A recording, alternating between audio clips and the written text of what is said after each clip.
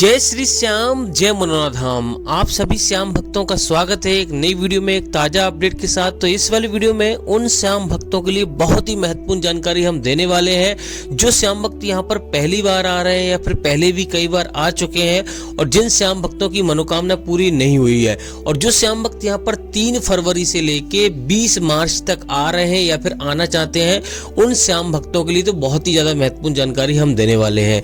जैसे कि आखिर दोस्तों मनोना धाम आपको कैसे आना है, अगर आप पहली बार आ रहे हो तो आपको कैसे आना है, ट्रेन से आ रहे हो तो आपको कैसे आना है, अपनी सवारी से आ रहे हो तो आपको कैसे आना है। और दोस्तों यहाँ पर आखिर दोस्तों महाराज जी यहाँ पे 3 फरवरी से लेके 20 मार्च के बीच में कब कब धाम पर बैठेंगे, कब कब धाम पर नहीं बैठेंगे, अभी के टाइम पे महाराज जी बैठ रहे हैं नहीं बैठ रहे हैं, अभी के टाइम पे कितनी भीड़ है, और यहाँ पे दोस्तों कब यहाँ पर आपको आना चाहिए जिससे कि आपको भीड़ का सामना ना करना पड़े। क्योंकि दोस्तों यहाँ पर अगर आप आ रहे हो तो आपको विशेष रूप से ध्यान रखना है। पहले तो आपको इस बात का विशेष ध्यान रखना है कि लगभग 2-3 दिन का समय आपके पास होना चाहिए, और दूसरी बात ये भी आपको ध्यान में रखना है कि दोस्तों यहाँ पर इतनी लंबी लंबी कतारें लग जाती हैं। जब महाराज जी यहाँ पे बैठते हैं तो 14-14 घंटे 15-15 घंटों में नंबर आता है। तो आपको विशेष रूप से ध्यान रखना है कि यहाँ पर आने से पहले आपको 2-3 दिन का समय आपको निकालना है। तो इस बात का विशेष ध्यान रखना है। बाकी दोस्तों आपको ये भी आपको बताने वाले हैं आखिर दोस्तों आपको कैसे आपको अर्जी लगानी है जिससे कि आपको पहली बार में ही फायदा हो जाए। क्योंकि दोस्तों यहाँ पर लोग दूर दूर से, अलग अलग राज्यों से, अलग अलग शहरों से, दूर दूर से यहाँ पर आते हैं, और अगर आपको यहाँ पर पहली बार में फायदा ना हो तो आपका समय भी बर्बाद होगा। अगर आपको बाबा नहीं मिलेंगे तब भी आपका समय बर्बाद होगा, पैसा बर्बाद होगा, आपको कोई भी फायदा नहीं होगा।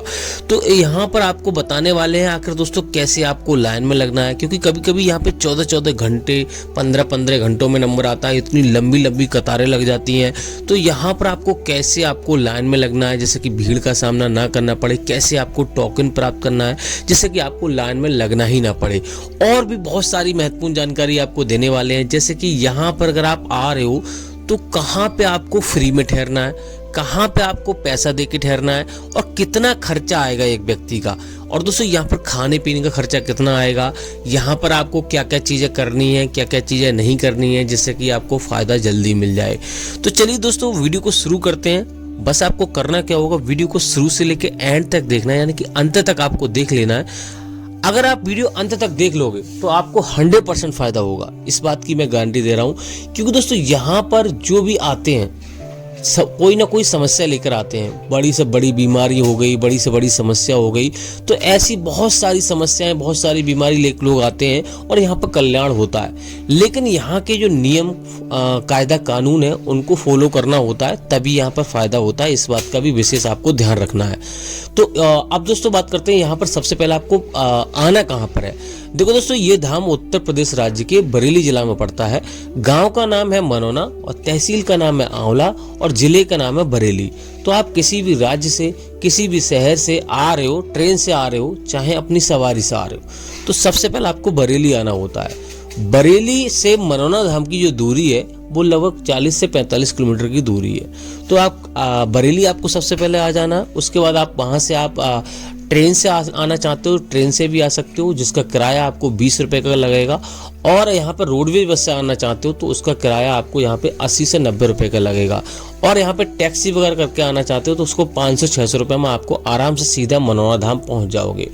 मनोना धाम और आंवला की जो दूरी है लगभग 1.5 से 2 किलोमीटर की दूरी है, तो आराम से आप लगभग 10-20 रुपये में आप मनोना धाम पहुंच जाओगे। अब दोस्तों बात करते हैं कि पहला काम आपको क्या करना रहता है। देखो दोस्तों पहला काम तो ये करना होता है कि आपको सुबह में पहुंचना होता है। सुबह में अगर आप पहुंच जाओगे तो यहाँ पर आपको एक दिन में दर्शन होने के चांस रहते हैं। अगर आप सुबह में नहीं पहुँच पाते हो तो यहाँ पे आपको रुकने की व्यवस्था आपको पहले देख लेनी है। अगर आप बच्चे बुजुर्गों के साथ आ रहे हो, किसी मरीज को लेकर आ रहे हो, ज़्यादातर लोग यहाँ पे मरीज लेकर ही आते हैं, तो यहाँ पर आपको रुकने की व्यवस्था आपको देखनी है। तो इसके लिए आपको मैं बता देता हूँ, होटल यहाँ पे बने हुए हैं, धर्मशाला बनी हुई है। धर्मशाला में 1000 से लेके 3000 रुपये का खर्चा आएगा।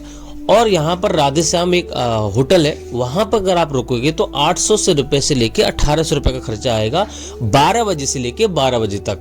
तो इतना आपको खर्चा करना पड़ेगा। और बाकी दोस्तों 7 से 8 लोग रुक सकते हैं। अब दोस्तों बात करते हैं यहाँ पे, अगर आप फ्री में रुकना चाहते हो तो फ्री में रुकने के लिए यहाँ पे जगह जगह रैन बसेरा बने हुए हैं। तो वहाँ पर टीन सेट पड़े हुए हैं, उसमें रैन बसेरा बने हुए हैं, वहाँ पे आप रुक सकते हो, कोई भी चार्ज आपको देना नहीं पड़ेगा। और जहाँ से आपने प्रसाद लिया है वहाँ पर भी आपको फ्री में रुकने की व्यवस्था आपको मिल जाएगी। खाने पीने की बात करें तो यहाँ पर 60 से 70 रुपए की थाली मिलती है, आराम से शुद्ध शाकाहारी भोजन मिलता है, आपका पेट भर जाएगा। एक व्यक्ति का खर्चा यहाँ पर मान लो 500-600 रुपए का आ जाएगा नॉर्मल रूप से, अगर आप मान लो ज़्यादा खर्चा नहीं करते हैं। बाकी डिपेंड करता है आप कितना खर्चा करते हो, 2000-3000 उस हिसाब से आपका खर्चा आ जाएगा। अब दोस्तों बात करते हैं पहला काम आपको क्या करना रहता है, पहली सावधानी आपको क्या बरतनी रहती है। देखो दोस्तों, यहाँ पर सबसे पहले आपको एक बात का विशेष में ध्यान रखना है, अगर आप मीट मछली खाते हैं तो वो आपको नहीं खानी है। दूसरी बात यह है कि अपने घर से आपको प्लानिंग ऐसी करके आनी है कि यहाँ पर आपको ऐसा नहीं सोचना है कि हम जा रहे हैं, हो जाएगी मनोकामना तो ठीक है, नहीं होगी तो कोई बात नहीं है। तो आपको पूर्ण विश्वास के साथ, पूर्ण आस्था के साथ आपको आना है। और दूसरी बात यह है, आप कमेंट में भी आप जय श्री श्याम खाटू श्याम लिख सकते हो सकता है आपकी मनोकामना वहां से भी पूरी हो जाए, उसके बाद भी आप आ सकते हो, लेकिन आस्था आपकी पूरी होनी चाहिए। अगर यहाँ पर पहली बार में आपकी मनोकामना पूरी नहीं हो रही है तो आपको ये नहीं बोलना है कि भैया हम मनोना धाम गए, हमारी कोई भी मनोकामना पूरी नहीं हुई। ऐसा होता है कि जिन लोगों के साथ पुण्य होते हैं और जाने अनजाने में आपको पता है हर कोई इस संसार में पाप कर बैठता है, उसी का भागी, उसी की वजह से हमें कुछ ना कुछ दुख यानी कि झेलने पड़ते हैं। तो किसी के साथ पुण्य होते हैं तो उसको पहली बार में ही फायदा होता है, और किसी के साथ पुण्य नहीं होते हैं तो उसको 1-2 बार या फिर थोड़ा सा समय लग जाता है। देर है अंधेर नहीं है, इस बात का विशेष ध्यान रखना है। अब दोस्तों बात करते हैं, यहाँ पर दोस्तों 3 लाइनें लगती हैं। एक तो टोकन की लाइन लगती है, ये आप जो लाइन देख रहे हैं ये टोकन वाली लाइन है। ये मंदिर के जस्ट सामने आपको टोकन वाली लाइन लगी मिल जाएगी, यहाँ से ही आपको टोकन मिलता है, जिससे कि आपको भीड़ का सामना नहीं करना पड़ेगा। और एक महाराज जी की लाइन लगती है और एक लगती है मंदिर की लाइन। तो यहाँ पर अगर आप आ रहे हो तो सबसे पहले तो आपको प्रसाद खरीदने है, यानी कि 51 रुपए का प्रसाद आपको खरीद लेना। उसके बाद आपको श्याम जल की बोतल आपको खरीद लेनी है। ये काम आपको कर लेना है। अर्जी फॉर्म आपको 10 रुपए का आपको मिलेगा, उसमें आपको 60 रुपए रखने होते हैं, 1 रुपए रखा हुआ होता है, 61 रुपए की अर्जी लगती है। और सीधा आपको यहाँ पर इस वाले टोकन पे आपको आ जाना है। सुबह 4 बजे से तीनों लाइन लगना शुरू हो जाती है, इस बात का विशेष ध्यान रखना है। और इस बात का भी विशेष ध्यान रखना है कि हर किसी को टोकन नहीं मिलता है, जो लोग ज्यादा गंभीर होते हैं उन्हीं को टोकन दिया जाता है, इस बात का भी विशेष ध्यान रखना है। लेकिन टोकन मिलने के बाद आपको सीधा गेट नंबर 1 पे जाना है। यहाँ पर कोई भी चार्ज आपको नहीं लगेगा, जो 60 रुपए की आप अर्जी फॉर्म में आप रखोगे उसी पे आपको मोहर लगा के दे दी जाएगी। उसके बाद आपने टोकन जब लेने के बाद आपको गेट नंबर 1 पे जाना है, वहां से आपको एंट्री हो जाएगी, लगभग 15-20 मिनट में आपको दर्शन हो जाएंगे। अगर आपको टोकन नहीं मिलता है तो महाराज जी की लाइन में आपको लग जाना है। यहाँ पे दोस्तों बहुत सारे गंभीर लोग आते हैं, जैसे कि वेंटिलेटर लेकर आते हैं, एम्बुलेंस लेकर आते हैं, तो उनके लिए महाराज जी अलग से व्यवस्था है। आपको क्या करना होगा, महाराज जी के जो पहरेदार हैं उनको आपको बताना होगा कि ऐसे ऐसे यहाँ पर हमारे मरीज को समस्या है, वो आ नहीं सकता, तो महाराज जी यहाँ पर वहीं पर गाड़ी में ही देखने आ जाते हैं। तो ऐसा भी यहाँ पे होता है, आपको चिंता करने की जरूरत नहीं है।